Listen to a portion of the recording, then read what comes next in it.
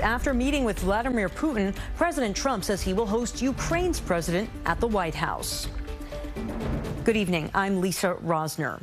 President Trump says he's preparing to sit down with Ukrainian President Volodymyr Zelenskyy at the White House Monday to discuss an agreement to end Russia's ongoing war with Ukraine. It comes after the president's high-stakes summit with Russian President Vladimir Putin yesterday, which produced no ceasefire agreement. Taurean Small reports from Washington.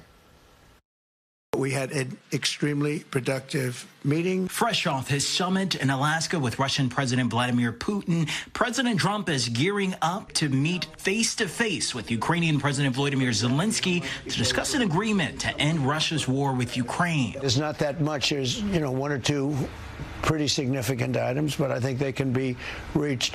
Now it's really up to President Zelenskyy to get it done. The president met for nearly 3 hours with Putin in Anchorage Friday, the Russian leader's first visit with an American president since he invaded Ukraine 3.5 years ago.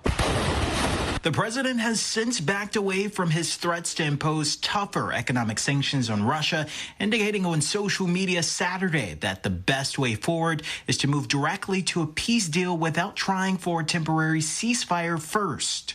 Diplomatic sources tell CBS News European leaders are concerned Donald Trump dropped his ceasefire demand and he and Putin came to an agreement on deal terms that they'll force on Ukraine.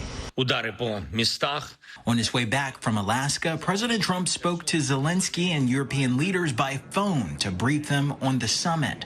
The group praised Trump's efforts to, quote, stop the killing in Ukraine and said they were ready to work with the president and Zelenskyy towards a trilateral summit with European support. Since the war began, Russia has seized about 20% of Ukraine's territory. 400,000 Ukrainians have been killed or wounded, along with nearly 1 million Russian soldiers.